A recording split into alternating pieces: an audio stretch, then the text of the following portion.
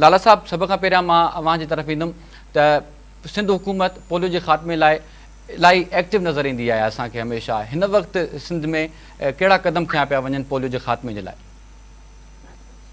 साईं, पोलियो जे ख़ात्मे लाइ जॾहिं खां मां हिते जॉइन कयो आहे, साॻिया ई क़दम असां खयां विया हुआ। पर हिन दफ़ा जॾहिं असांजो एनवायरमेंटल सैंपल पॉज़िटिव थियो, उहो हैदराबाद असल में कप शेप्ड आहे।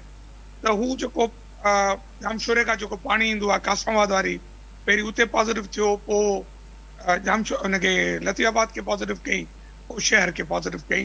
त असां उन ई वक़्तु ई ऑर्डन ऑफ करे उन्हनि माण्हुनि जी ॻोल्हा शुरू कई जेके रिफ्यूज़ल हुआ। उहे माइट जेके पंहिंजे ॿारनि खे वैक्सीन नथे पियारणु चाहियूं, या उहे माण्हू जेके लॾ पलाण करे ॿियनि जॻहियुनि तां असांजे मुल्क मुंहिंजे शहर में अची रहिया, उन्हनि खे असां भरपूर तरीक़े सां जेको आहे कतरा पियारिया। पर तव्हांखे ख़बर आहे त जॾहिं अफ़गाननि खे लॾ पलाण कई वई, त उन दौरान बि काफ़ी माण्हू जेके आहिनि मुख़्तलिफ़ जॻहियुनि तां हैदराबाद ऐं कराची में अची मुख़्तलिफ़ जॻहियुनि ते रहिया, जेके नादरा जी रेडार खां ॿाहिरि हुआ।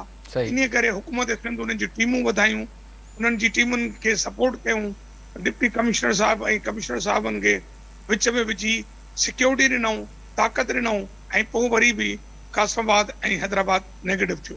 पर अञा वधीक इहो हो त माण्हुनि जी लॾ पलाण बलूचिस्तान मां ऐं केपीके मां ऐं वधि में वधि हैदराबाद में थिए थी। या अव्हांखे बि ॼाण आहे त हैदराबाद जे हैदराबाद डिस्ट्रिक्ट जंहिंमें रूरल बि अचे थो, ऐं कासमाबाद लतीफ़ाबाद शहर जे मुख़्तलिफ़ जॻहियुनि ते माण्हुनि जी लॾ पलाण थी। पर जॾहिं असां डेटा कढियो त उन डेटा जे मुताबिक़ उहा लॾ पलाण सां गॾु गॾु हैरान कुन ॻाल्हि इहा हुई त उहे माण्हू इनकारी हुया जेके पढ़ियल लिखियल वधि हुआ। जीअं लतीफ़ाबाद जा माण्हू, शहर जा माण्हू, उहे रिफ्यूज़ल में हलिया विया। पहिरियां त हुन रिफ्यूज़ल में जो चयो वेंदो त चई ही मज़हबी रिफ्यूज़ल आहे, पर बाद में उहो प्लेन हार्ड रिफ्यूज़ल थी विया। पोइ वरी उन्हनि ते क़दम खयो वियो, उन्हनि खे पॉज़िटिव कयो वियो। हाणे त छाकाणि जो 2 केस निकिता, शुक्र आहे अलाह जो त हुननि जो कतरा पीतल विया, उहो माज़ूर न थिया। त हिन दफ़ा अॼु बि मां सलाम थो पेश कयां पंहिंजे चीफ मिनिस्टर सिंध साईं मुराद अली शाह साहब खे, ऐं मुंहिंजी मिनिस्टर मैडम अज़रा पेचवा साहिबा ऐं चीफ सेक्रेटरी साहब अॼु बि प्रोविंशियल टास्क फोर्स में हर क़िस्म जी मदद ॾियण लाइ हू तयारु आहिनि।